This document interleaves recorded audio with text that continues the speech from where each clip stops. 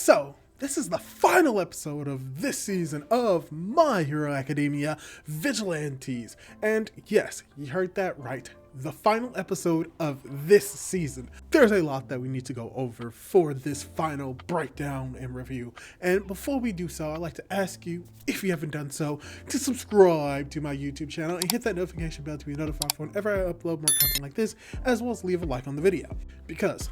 there's a lot that we need to go over, especially when it comes to this series getting a season 2. So let's dive right into the breakdown and review of episode 13 of My Hero Academia Vigilantes season 1. And to start off, the episode's title, What a Man Takes With Him, takes its name from Manga chapter 28, which was renamed from Forgotten from the original release. And this episode covers material from chapters 27, pages 1 through 4, and 20 and 21, as well as chapters 28, 29, and chapter 30. And you heard me right, we only cover 6 pages from chapter 27, which is the first major change of the episode from the manga, which is that this episode rearranges many of the chapters as well as cut most of chapter 27. And those cuts include Pop wanting to show KNUCKLEDUSTER her Naru Festa pictures, the encounters with the villains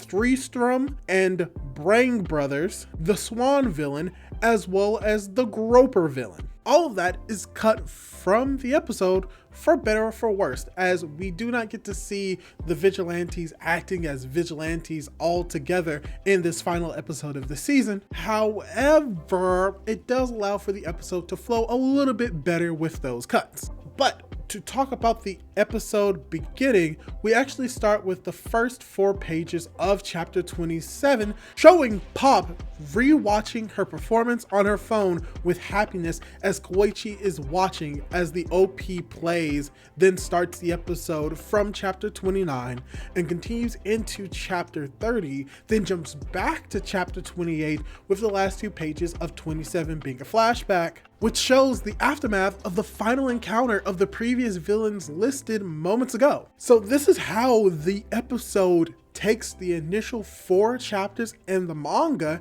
and rearranges them for the anime. And the reasoning why this change was most likely done is so that the season can end off on KNUCKLEDUSTER officially leaving the Naruhata Vigilantes after the second Naru Fest. Basically, having the impactful ending of chapter 28 be the ending of the season instead of just happening at the middle of the episode. And this is just to explain the changes before the episode actually starts proper, to which, very much like in every single episode prior, there is a final change to the title screen for this episode, which differs from all the other title screens because this one gives the definition for what a secret identity is, which is very apt for what is happening in this episode as we get the potential secret identities revealed of the main antagonistic force, as well as getting the secret identity of KNUCKLEDUSTER being out in the open. But yeah, that is just one of the many smaller changes that we're going to be getting more of in this episode. For instance, starting at the beginning of this episode with Popstep and Koichi, there are some smaller changes that happen, such as that there are different angles that we see Popstep singing and dancing when she's watching the recording of her first official concert on the video on her phone, which differs from what is portrayed in the manga, as well as the video being just reused scenes in the anime that they couldn't have actually gotten images or video of relative to the series itself and the characters within the story. So while those changes are really insignificant in the larger scheme of the story, they're very impactful because it really just shows the difference between the manga as well as the anime when it comes to adapting the same material. But let's talk about the episode starting proper with the Mantis villain Kamihito, who looks more Mantis-like in the anime even compared to the manga, going up against Koichi, who unfortunately runs away. And there are a few things that are cut from the manga when transitioning to the anime. For instance, in the manga, Koichi passes by Jubei and Ichimoku while being chased by Kamihito in the manga, but they are completely absent in the anime. As well as Pop also promotes her next Naru Fest shortly before Captain Celebrity arrives in the manga, but that is completely absent in the anime. Mostly, these changes are made to allow for the characters to be more in line with the characterizations that are shown in the anime, as well as just trimming off the fat and making the anime a little bit more streamlined. But even when the anime does streamline certain things, there are still things that it keeps the same from the manga. Because everything else plays out like in the manga, with CC saving Koichi, as well as Captain Celebrity using Koichi's home as a place away from work, and even Makoto coming in and getting CC back to work.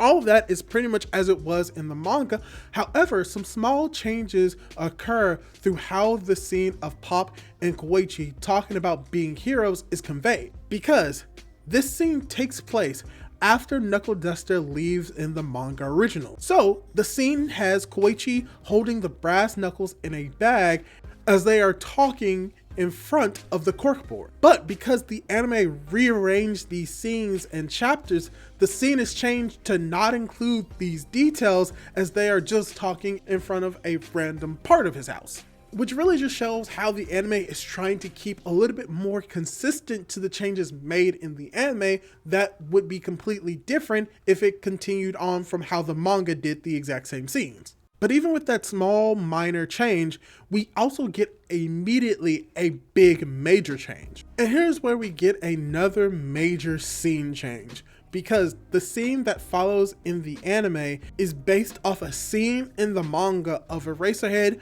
Midnight, and Naomasa meeting up to discuss the next level villains during the second Naru Fest. However, this scene is portrayed in the anime as them meeting up in a more private office. And while the conversations surrounding how the instant villains are getting permanently modified are the same, the locations where they're talking about is different. And this difference is very important because the anime makes the situation out to be more serious and more professional than it was in the manga by them being in an office building, which is completely different from what we got in the manga, which was a little bit more comical and a little bit more casual. But also, as a result of this change, all of their relevant scenes in the actual Naru Fest, as well as the interactions that they have at Naru Fest, are removed. But even then, another small change that was made to the anime is that they added a sequence of the individual with the scar across his face holding up the final B from Queen as he disappears in the crowd, which is something original to the anime and not in the manga.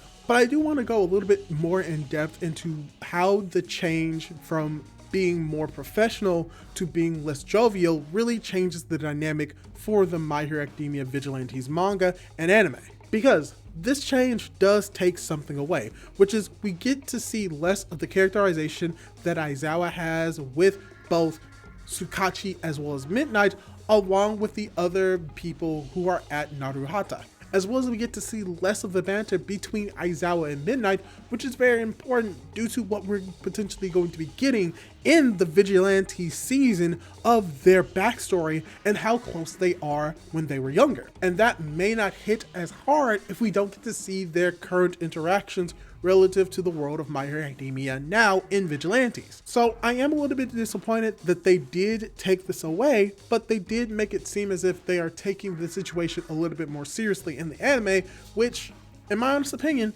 I would prefer it to be a little bit more comedic and casual than being more serious and realistic. But that's just my opinion. But also, along with those changes, the anime also does change the fact that Jubei, Ichimoku, and Teruo are among the attendees in Narufest in the manga while they are absent in the anime.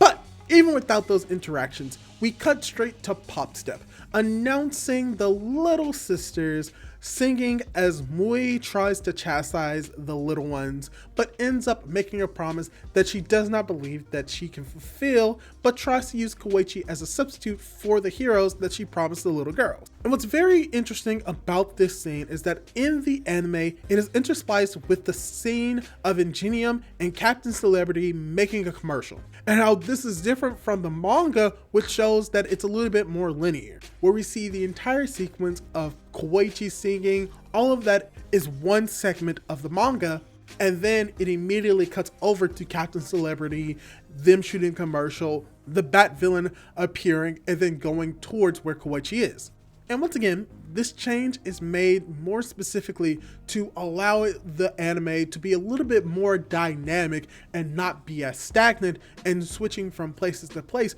to show how they are connected and how they're going to come together at the end. But with this small change, something else is very important, because the scenes that we even get with them being interspliced with one another still remain relatively the same when it comes to the Naru Fest. What is actually different is the sections involving Captain Celebrity and Ingenium, because the sequences with Captain Celebrity and Ingenium are changed and expanded upon in the anime. For instance, we see the commercial in its entirety in the anime versus what we got in the manga. We also get that the Bat villain is shown earlier before he's unleashed in the manga, but we only get to really see him when he is unleashed in the anime towards the end of the interaction between Captain Celebrity and Ingenium. And we also get to see that there is an extended sequence after Ingenium is kicked off by the Bat villain, as we get to see more of Captain Celebrity chasing after the Bat villain, as we get to see more of the Bat villain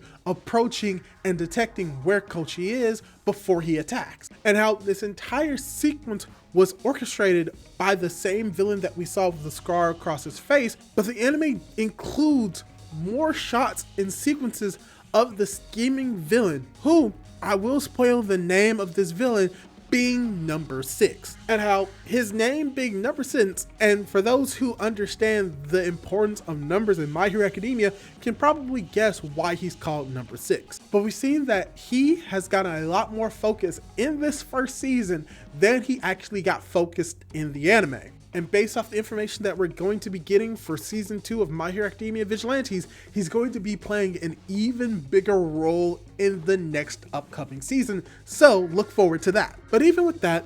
the anime and manga pretty much end the same way, with the Bat villain who is modified to the same extent of Totoro, as we see an extended flight sequence of the villain looking for the crawler, but being stopped by Captain Celebrity and saving the day and making the little girls happy. And it's from here where the episode begins to approach the end, with Koichi cleaning his room in the anime, which is not in the manga, as they find Knuckle Duster's brass knuckles, as they begin to question where Knuckle Duster is, as the anime adds a scene of Knuckle Duster walking through a crowd. But then we do cut over to Koichi cleaning Knuckle Duster's equipment, as we get the end of chapter 27, where we see the moment Knuckle Duster leaves, and how I said that the ending of chapter 27 in the actual anime is portrayed as a flashback, while it's just a normal sequence in a linear order in the manga. However, there is a small change to this sequence as well, because while the dialogue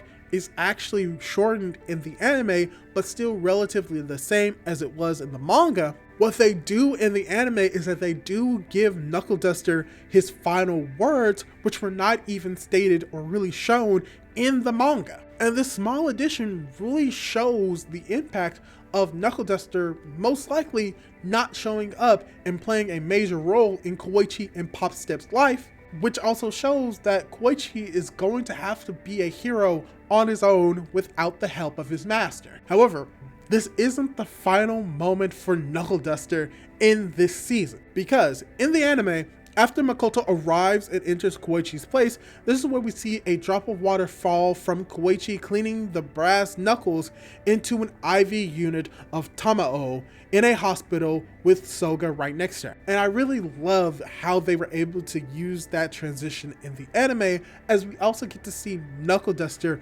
reuniting with his daughter as she begins to wake up and saying that he is here, which is not necessarily just a reference to the All Might saying of I am here, but is really just Knuckle Duster saying that he's finally here for his daughter. And just to make this entire sequence even more impactful, even compared to what it was in the manga, the anime adds on to this sequence of Miss Ogoro's death scene by having her shown smiling upon hearing that her daughter Tamao is safe right before passing away in the anime, while in the manga she just passes away as Ogoro, aka Knuckle Duster, tells him that their daughter is alive. So while this sequence personally didn't make me cry or even made me shed a little bit of tear, the anime made the scene even more impactful than what we got in the manga. And what makes this impact stick